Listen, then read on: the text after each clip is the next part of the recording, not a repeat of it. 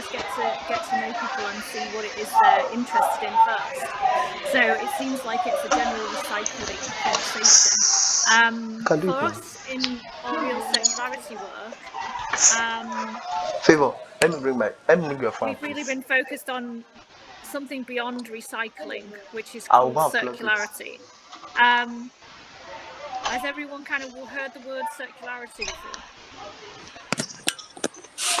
No, not really. No. Okay. That's all good. Ken and I, Ken Austin was mentioned earlier on, created a small book on it to showcase our work in real circularity.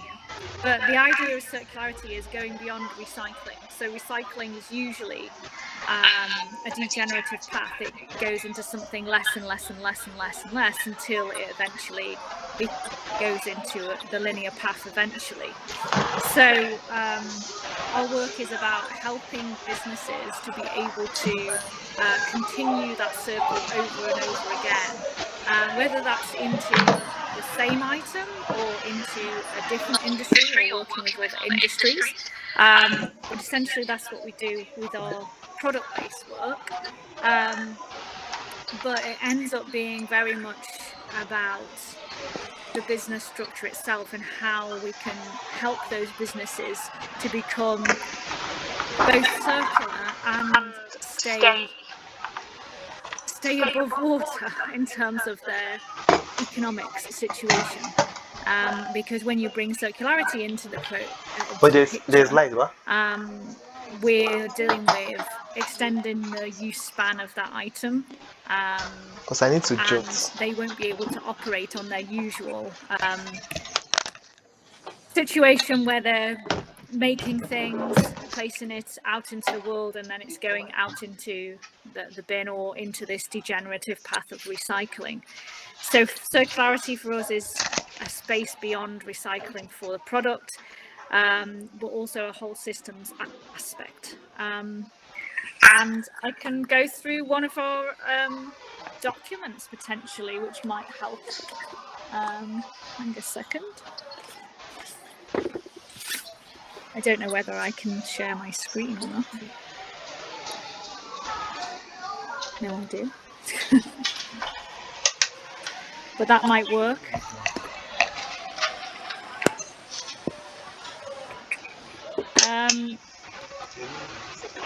And then, yes, the ecosystem incubator is much more of a space for micro businesses to start to come together in collaboration on this circularity and into what we call a regenerative space, where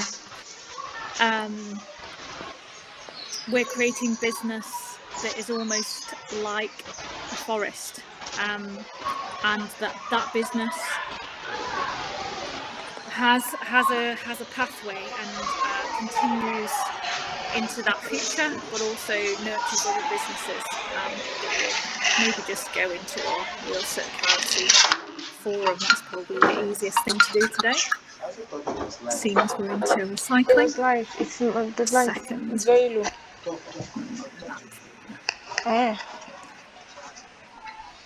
No, the light is very low. But I didn't see anything else. Always they are taking it now. When I was talking to you, the light was very low.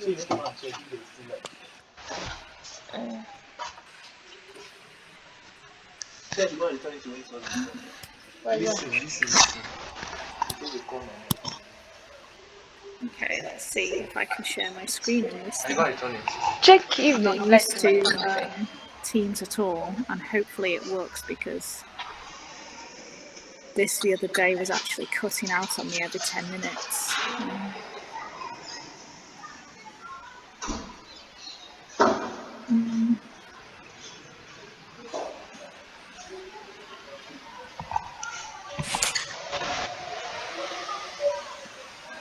I think it's doing something.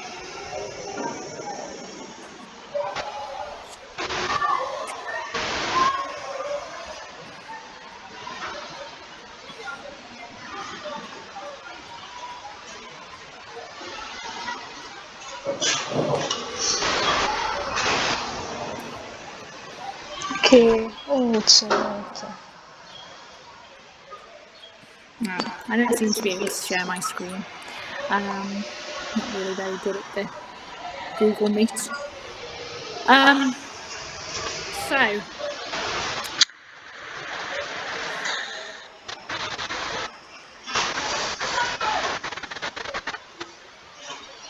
I could really do with sharing my screen, Joshua. Would that be possible?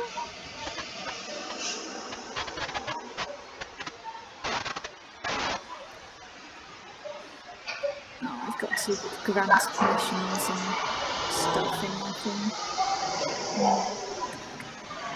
All right, well, I'll just wing it. So, yes, in our work, we're coming towards That means not I'm taking only the right going thing. in this circular motion and creating something that I thought has this such thing is integrity live. that it can be remade over and over again. And there's many different ways. Okay, it's a bit crackly for you. That's okay. In the fashion industry, there's many ways at the moment that can happen, and I don't want to go into every single fibre or situation, but I will say it goes beyond creating a piece of fabric out of a plastic bottle. Oops, my other person's joined. Hello, Nelson. Many people in the fashion industry at the moment are creating fabrics out of plastic bottles, but again, that issue is that you're creating something that's degenerating. Nelson, you're very noisy. You're creating something that is essentially a degenerative fabric, because that fabric cannot be remade again into another fabric or even back into a plastic bottle. So we often say the best thing to do with a plastic bottle is to turn it back into a plastic bottle, or better still, don't even make the plastic bottle in the first place. I very much enjoy kind of looking at new bottles that can be made, like this one by Aqualibra, which is an aluminium bottle. So this can be reused. You can see it's a refillable bottle that can be reused over and over and over again. And the actual company have like filling stations that you can go and fill your water at. So anything that we are creating, we want to create it so it can stay in the reuse cycle for a much longer time. The problem with single-use plastic bottles is that it's used once and then it's thrown away. And of course, there is no away. It goes into landfill and goes into the degradation that you've seen Joshua and started to really want to have a fix on. So yeah, in the fashion industry, a lot of people think that creating a piece of fabric out of a plastic bottle is wonderful, but it is a very small amount in terms of sustainability, and it certainly isn't circular at all. So this is what we like to do in our real circularity work, is to bust some of the myths and to really get into what it is that we can create as businesses, as communities, as individuals, right through to what the government could actually do. Yeah, so, whoops, someone's gone. I'm going to try and present the screen again. All right, please try, please. Allow to share screen. I shall allow you. Will that work? I think you should be able to share your screen. Aha! Yeah, it's up. It's not actually showing the picture though, it's showing everything in front of it. Can you see my PowerPoint, or is it just, I don't know why you can't see. Okay, I think you have to select what you want to showcase. When you present your screen, then instead of this window? Exactly. Oh, awesome. No, that's just sharing the picture. No, do not. Okay. That's so weird. Okay, maybe if I just sort of put this in front of it, you'll see it. Can you see that one? Yes, yes, we can see it.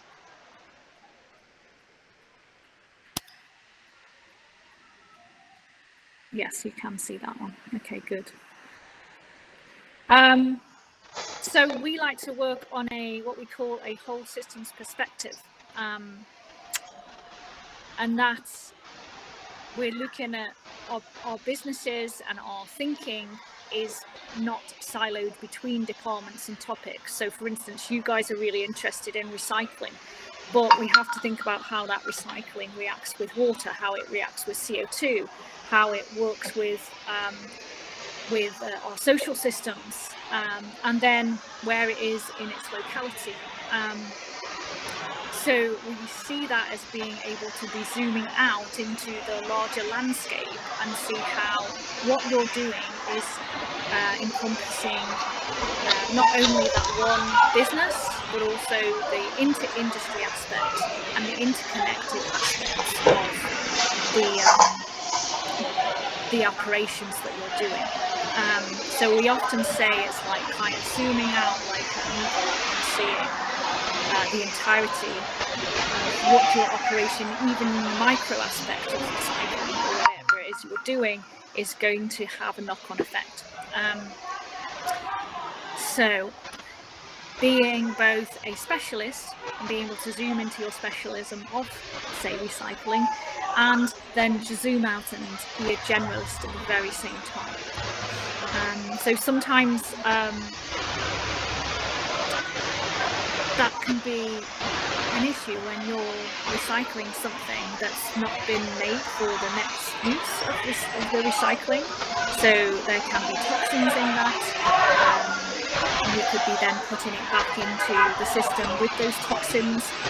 For instance, if you had a oil-based, lead-based child's toy and you try to make that back into another child's toy or into something else, you would be still putting that lead into the next situation. So we are also concerned with this everything that's in everything that's in everything, looking at everything that's in your recycling, everything that's been created in that first place, and checking out how we can put that into the system safely. So it might be that we choose more specifically what it is that we make it back into. Maybe it's better for that more toxic waste to go back into, say, a building or something like that, rather than being made into a child's toy. I was speaking to a scientist recently, and she was saying she was gifted a recycled toy by someone she knew. She had no clue like who had actually gifted it to her, which was a bit strange. But however, she said to me that she knew that there was toxins in those toys, and that the company had not thought about that. So I think being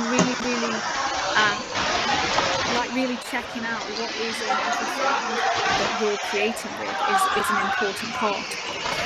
Someone recently came to me to discuss my big coats that I make out of old sleeping bags and turn them into coats, and she said, well, can I make them into robes for after people are swimming, when they've come out of wild swimming or out of the swimming pool?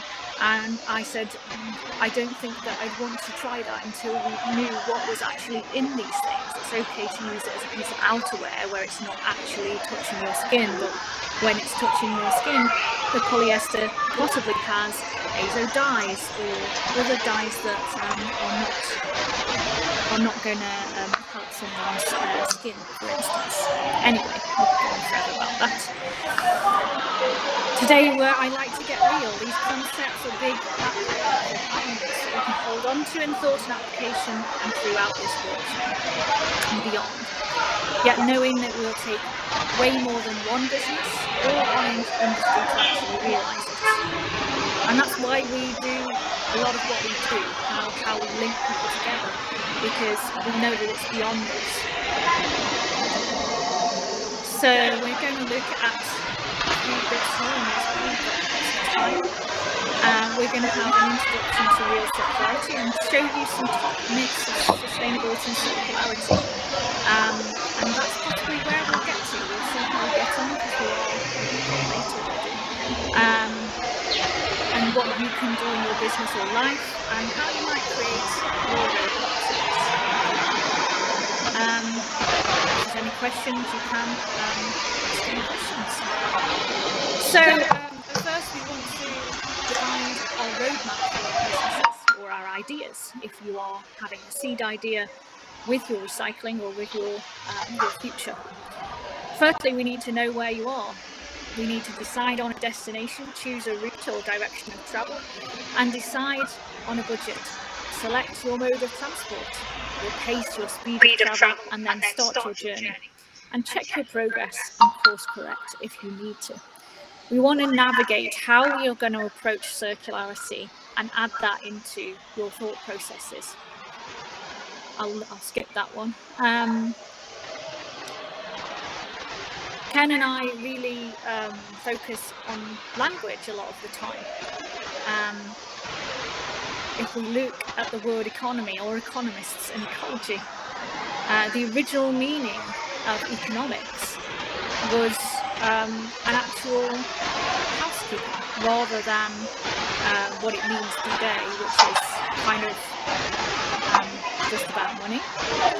However, now it's you can use this new meaning or the old meaning and get that we're actually accounting this ecology in the same meaning as the economy in terms of our monetary, not just monetary flows, but how we are being in our world, how we are applying what we're doing out there. And I often say to my students, because I teach at a master's level on this subject, that we have to get that whatever we do in this world will have a knock-on effect to our own health. If you are recycling out there in the world, then you might be creating toxins with that recycling. Very right? true. So whatever you're doing, you have to know that what we're creating will go back into our world in some way. Yeah. So we have a misplaced understanding and emphasis on this narrow accounting for the financial aspects only being in this economic language. And those two words, economia and ecologius, are both economics and ecology together in this whole system process which we find ourselves in.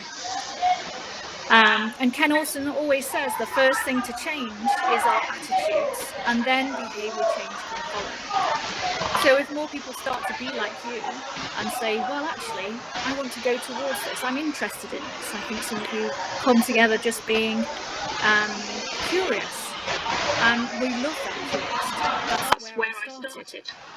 I'd been in the fashion industry for 2 decades and sat there with my children and said, well, actually, I can do something about this. I thought I was just a lonely designer working for CEOs and just getting on with the job.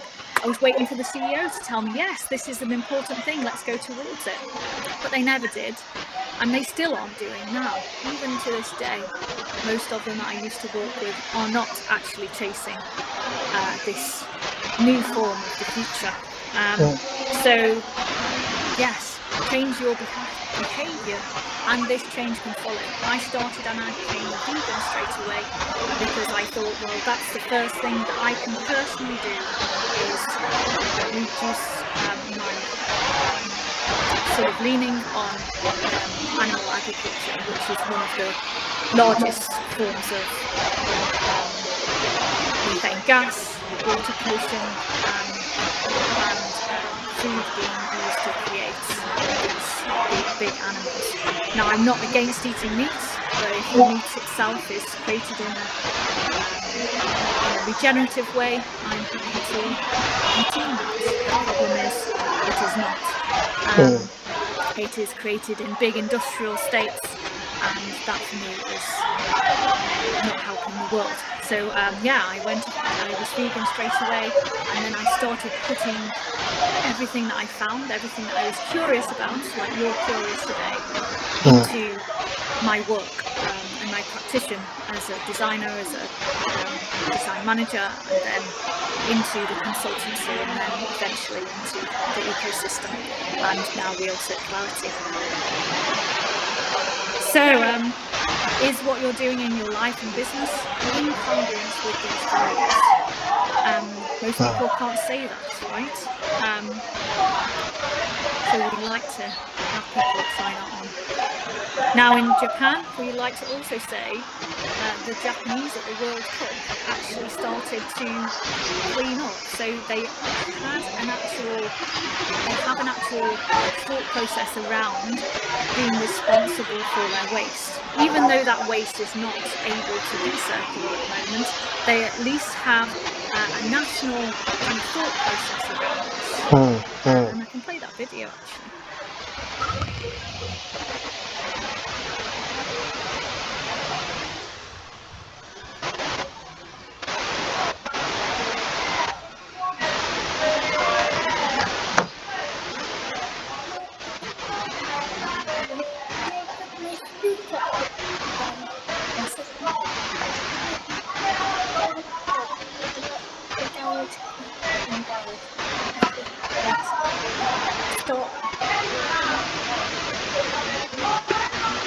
I'm on a meeting. So sorry, mom is in a meeting. Huh? You're missing the sound. Anyway, It generally said that. And today we're going to look at a real roadmap for your business or your life with real circularity. Question for you. Do you think that we're more sustainable than we were 36 years ago when Ken started? Or less sustainable? Anyone had any thoughts?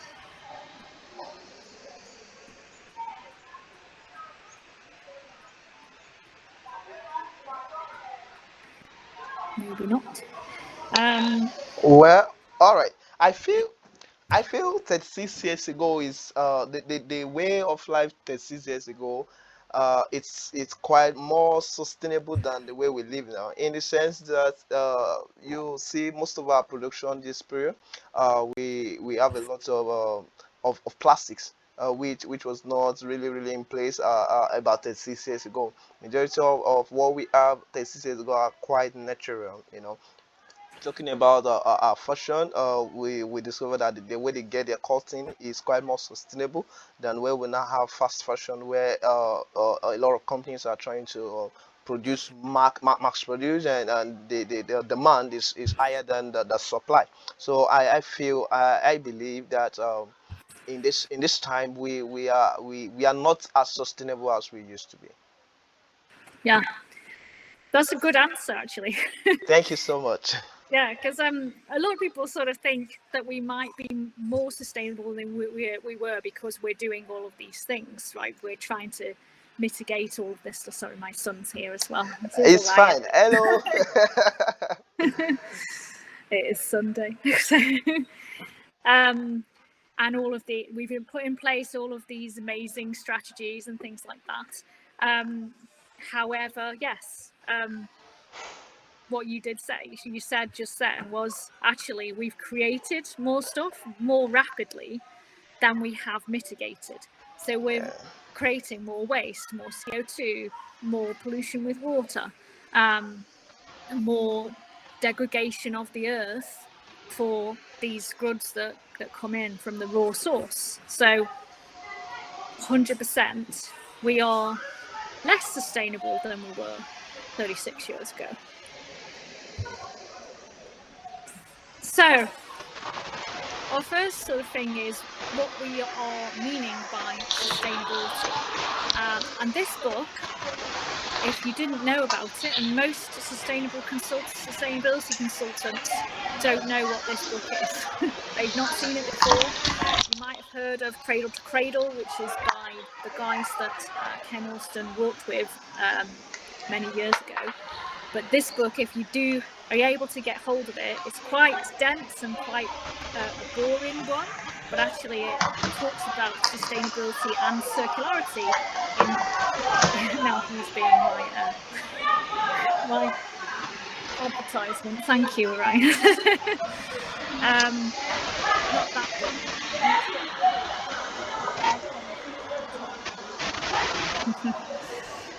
He's funny. But Our Common Future not only talks about how we make things circular as a product, but how we look at our locality as a paramount. So where we are in our common future. Do have a look at grabbing a hold of one of those. So it talks about our locality, where we are making our things is really important to reduce down where we're making things, and even where we're distributing things too, because our supply chains are so vast and big, they're moving around all these different places. So any business that I'm working with now, from raw extraction, I tend to keep in a very tight area, and also design and work around that area and what is inherent in that area. Yeah. We also really need to think about, when we are mitigating that waste, that we're not sending it halfway around the world to cause problems for other countries, like you've seen yourself, right? There's huge, massive problems because of waste coming from halfway around the world into your country, Africa, or into Africa. other countries. Yes. But one of the main things in that book that it talks about is the decentralization of the actual production and the reprocessing, but also the decentralization of economies themselves. They argue in that book that we actually need to decentralize and to work on reprocessing our economies in each place, which is why I like to work with all manner of different places, and also speak to you guys, right? Yeah, decentralization. Because that's so important. We over the years have extracted from so many different places for the wealth of the West. Yeah, it's very better. And that's a massive problem for everyone, right? Yes. So that's why when we started to read the text that Ken suggested, Our Common Future, I was really pleasantly surprised to see that this was in there. Over the years, this has been reduced down, and to the point where circularity now is only really dealing with the product itself. That's why we created Real Circularity, to showcase really what needs to happen. So that's that bit.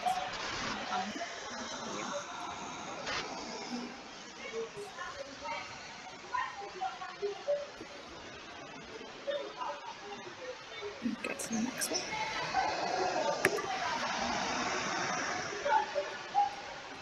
So a lot of sustainable development focuses on this just one bit here, which is sustainable development is development that meets the needs of the present without compromising the ability of future generations to meet their own needs. But the concept of needs, in particular, the essential needs of the world's poor, to which overriding priority should be given, has been left out of a lot of the sustainable development initiatives of the West. The idea of limitations imposed by the state of technology and social organisation on the environment's ability to meet present and future needs. Now that doesn't work, really, does it, with GDP growth? So no wonder they only chose a very small scope to look at.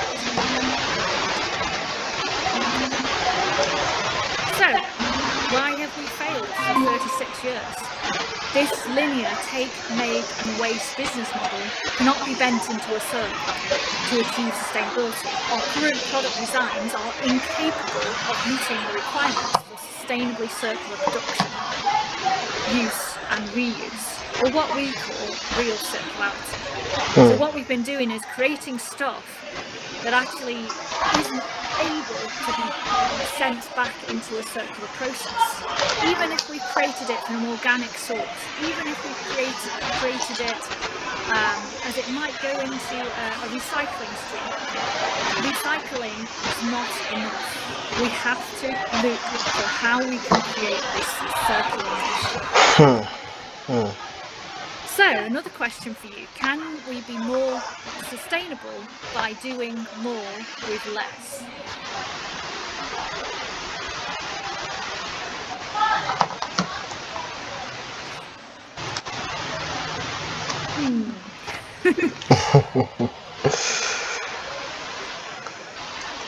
I want other people to answer. Yeah, we'll try.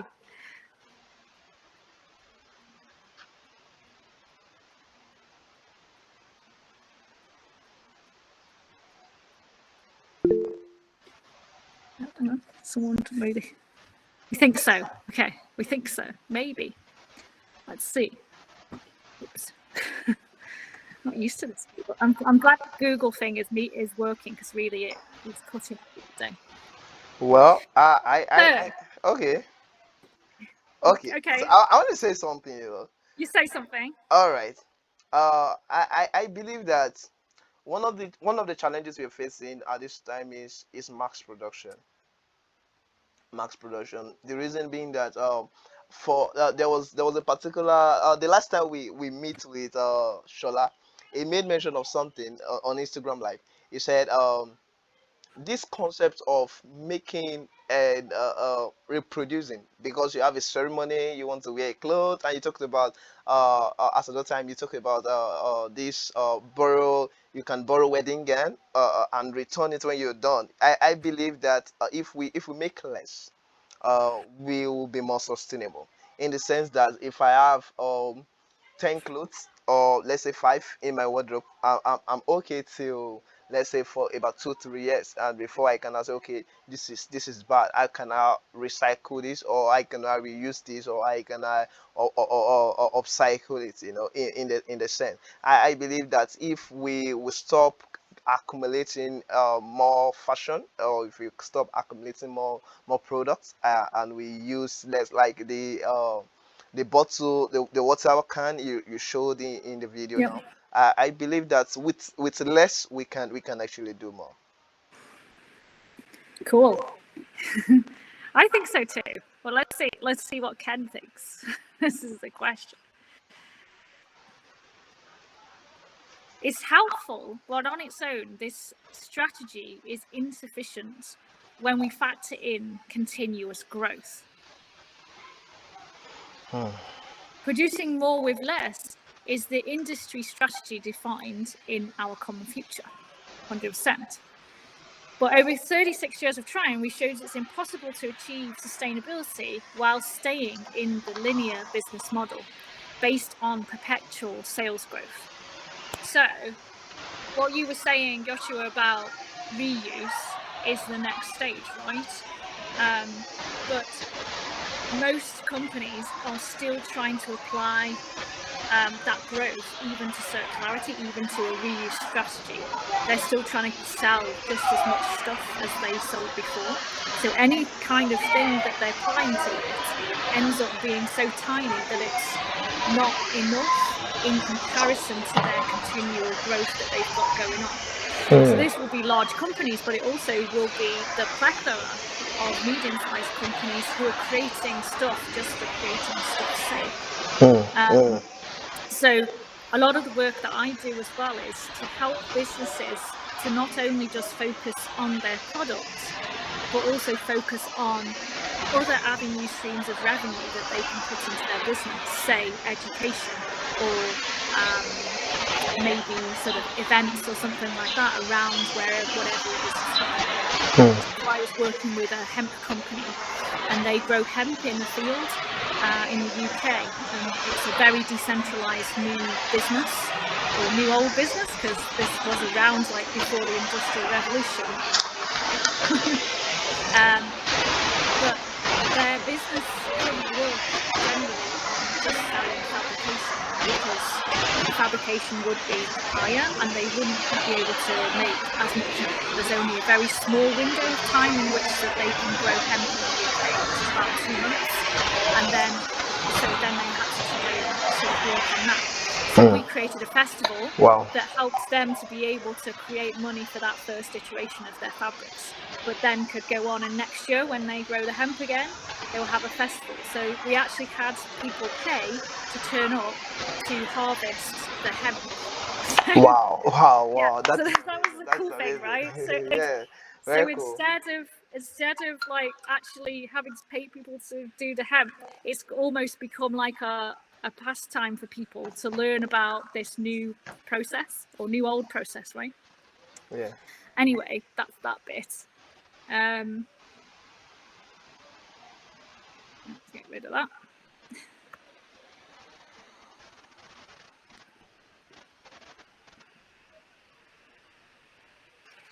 And Ken, who I work with, has been doing this for many years in the plastics industry, and he started in recycling.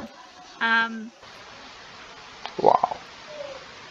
However, this is a graph of his impact on circularity. They created 30% of the recycling in a company called Johnson & Johnson at the time, a very big leading company in chemicals and shampoos and things like that.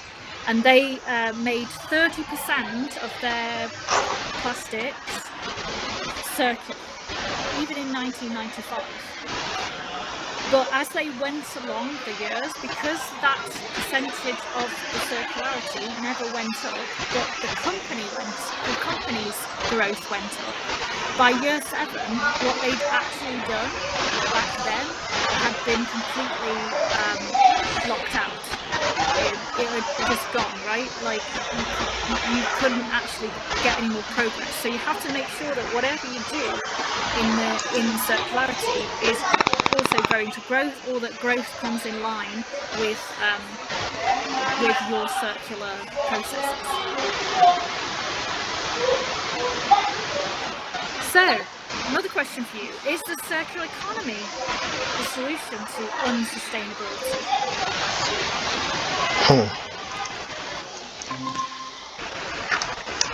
Majid, so sorry for Majid going and coming. The network That's here is okay. quite bad.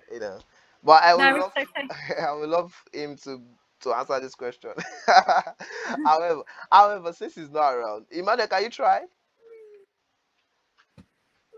So, is the Not really. circular economy? I'm racking my brain to get something. I'm trying to rack my brain on that question. It's an interesting one, right? Yeah. Yeah, very interesting question. But I feel, please, can I see the question again? Is the circular economy the solution to unsustainability? Well, I think first of all we need to understand uh what's the what it means by circular economy, Okay. and a circular economy, I think, is in my understanding and what I've read, it's the situation whereby you can continuously turn a product to a raw material, then from raw material back to a product, then again and again. I believe that sustainability, yeah, on sustainability is more or less like getting new raw material when you have waste. Bode Sheung talked about something very, very, very crucial in his class. He said, when we see waste, we should see resources. We should see resources, not actually waste. So I believe that circular economy will gear towards on sustainability. Yeah, it's a geared towards unsustainability, towards sustainability, which will relegate on sustainability, because circular economy is we try to use the resources, that's the waste we have, to create the same product we will have gone to get raw materials for. And by so doing, we use less of the raw material, which means that the process of getting raw materials will be reduced. And I Yeah. think it should. No, I love that you said that the waste becomes new value, because that's what we're sharing with people generally, that we have to design this. Sorry, Ryan, can you please just wait for 10 minutes? We'll be done in 10 minutes, okay? Thank you. So whatever we're creating in this world, we need to create it with such value that it can have value at the end of its use. And notice Yes. I say use, not consumption, or user, not consumer, right? Yes, true. Yes. Consumer, I can't eat these clothes. I'm not a consumer of this. I use the clothes, right? I can't consume this bottle. I use the bottle. Yes, yeah? yes. So I can only consume food and nutrients and drinks, right? So that's why this kind of bottle is more useful, because we know that that's possible, and it's easier to take that back into cycle over and over and over. It has then a more intrinsic value than some plastics that have not been PET. designed. Yes, true. They're not being designed to go back into a system properly, right? Yes. So yeah, circular economy is essentially that, trying to get that back into the circle, but we have to design it as such in the first place. When you're trying to mitigate, I call recycling mitigating the waste, really, that hasn't been designed in that way, right? Yes, if you were given stuff that was like, yes, I know that can create intrinsic value for this use or that use, then you'd be able to actually put a value on it a lot easier than you can waste that is unidentifiable. Yes, very true, very true. Yeah.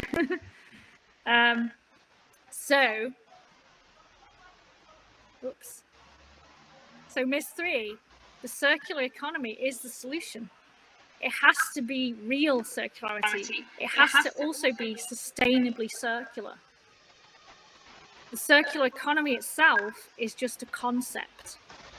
And that's a huge thing, right? Like, you often see a lot of pictures that show a beautiful diagram of the circular economy. And if we've got time, we'll see one of those. But they're not accounting for the actual sustainability element of the circularity. You can be circular, fully circular, and take it back into a use cycle or another loop, but it can still be unsustainable. That's why Lego took out their circular Lego bricks, because they found that actually in creating new Lego bricks from old Lego bricks, that they were actually making more CO2. So looking outside of the waste creation and recreation into something else, and going, actually, how are we processing it? Where are we processing it? Are we going to have we're going to have to ship it halfway around the world to take it into the next cycle? So again, locality coming into the situation, right? If you're going to have to send all of your bricks all the way back over to a different place, that's a problem. So yeah. Okay. So yeah, we like to say that we need to be sustainably circular. There's a great difference between the circular economic concept and being sustainably circular. Yeah. My computer is not working. So what is the circular economy? We touched on this, right? There's no commonly agreed definition. So there was one to come out of the EU. In 2018, there was a metrics report, but all agreed that it was materials focused, and some included energy and water, but not unanimously. Recently, ISO 59004 defines circularity as an economic system that uses a systemic approach to maintain circular flow of resources by regenerating and retaining or adding to their value whilst contributing to sustainable development. This is their working definition. But really, again, it's just a sentence. we have to start to apply it in real life. And this is one of the books that we use quite a lot, and the one that Ken worked on with William McDonough and Michael Bruncott. So if you do have time to get or can get your hands on one of these, it is called Cradle to Cradle, Remaking the Way We Think We Make Things. And this was actually translated into so many different languages. Wow. Wow. But the general thing is, and what they had back in the day with Cradle to Cradle, was that there's two cycles. And you're generally working in the technical nutrient cycle. You're dealing with plastics or maybe aluminium, and you're taking it through from the materials to the manufacturing, right through the product to the customer use and back again. But we also have a natural or a biological cycle where we have plants and animals, and it goes back into the natural cycle. And this is the butterfly diagram that Alan MacArthur Foundation adapted from that Cradle to Cradle initial report. And you can see that there is a user area here and a consumer area here for the natural biological stuff. I still would denote that we can't consume even organic cotton. We can use it. Right? Yes. So what we're looking at here in the refurbishing part is taking it and reusing it, redistributing it, or recycling it. But what we want to go is, right, we're coming back into this provider. Wow. But this in itself is not sustainable. We have to account for way more than just reprocessing some products. We have to look at this in its whole context. I think we're at the end of that, because I could go on for many, many times. But I think that is possibly enough for us tonight. And your friends have gone. Actually, the network here is quite bad. I'm in a very good place, and my internet is quite strong where I am. That's good. Yeah, I guess that is why they have been going on and off. But that's okay. The class is being recorded, so they will get the other students that didn't join the class will get the recorded version of the class. Excellent. So, and I can also share with you one of our past recorded forums, if that would help too. Awesome. That would be awesome as well. Thank you so much. Because we have an hour forum that we've done before. It is a little bit focused on business, I'm afraid, but no problem. Let us have it. We'll share the link with the student. Thank you so much. So my insight so far, I will also love to drop my insight so far. Yes. Is you made mention of something that has been disturbing my mind as to recycling and upcycling, and that is when you said we thought waste PET bottle converted to fabric is sustainable. However, it's not really sustainable. I came across an article some couple of days back, and I discovered that the processing itself and even the end use might not be recyclable, and the process of separating process of separating the waste while doing the recycling, it's even adding to serious issue in the industry while where they do recycling, trying to separate polyester from natural fibers and so on. There's no way as well if someone's combined the fibers together. Yes, with plastic and a natural cycle, there's no way of separating them back. Yes. And we often forget in this drawing that I showed earlier on that these two cycles are not separated in the real world. They're actually, it's like a butterfly diagram, but they're actually together. Because the technical cycle is in the natural cycle, and the natural cycle is in the technical cycle. Yeah, that's true. Right, and that's why things like microplastics have become a huge issue, because the microplastics are going out into the world, and that problem with the remaking stuff from a plastic bottle into the fabric still doesn't stop the microplastics going out into the world. That is true. From washing the clothes and things like that. Yes. But there's also a problem on the microfibers from the organic cycle.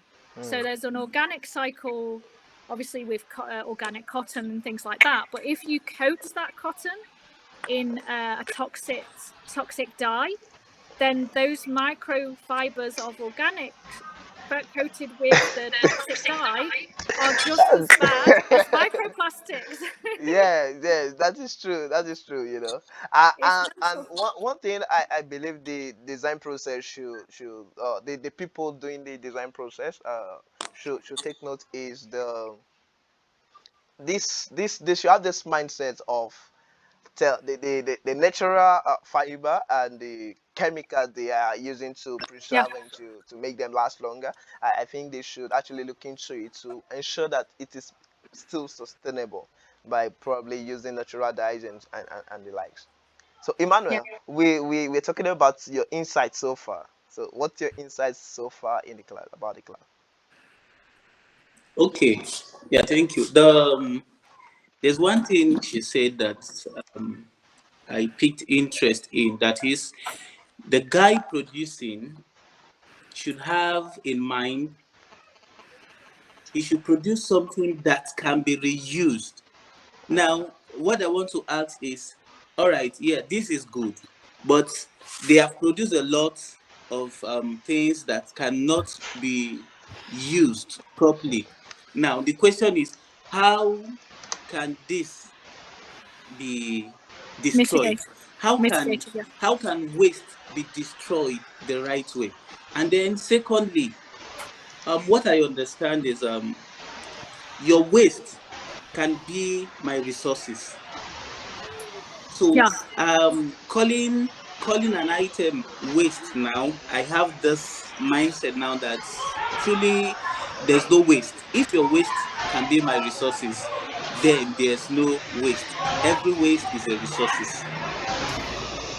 It can be, but a lot of it we don't know what's in it, right? Like, unless we are the company is taking responsibility for that waste and saying, I am going to take responsibility and reuse it or re-put it into their system. We have no clue when we're upcycling something as to what toxins are in that. So if we don't know where that waste is from and don't have the factory specs, we can only assume what's in there. So we can reuse it, but we have to be very careful how that reuse happens as to that it doesn't create more environmental damage by off-gassing, or when you're turning it into something else, chopping it up, what kind of happens in that process, what particles are going out into the world and that kind of thing.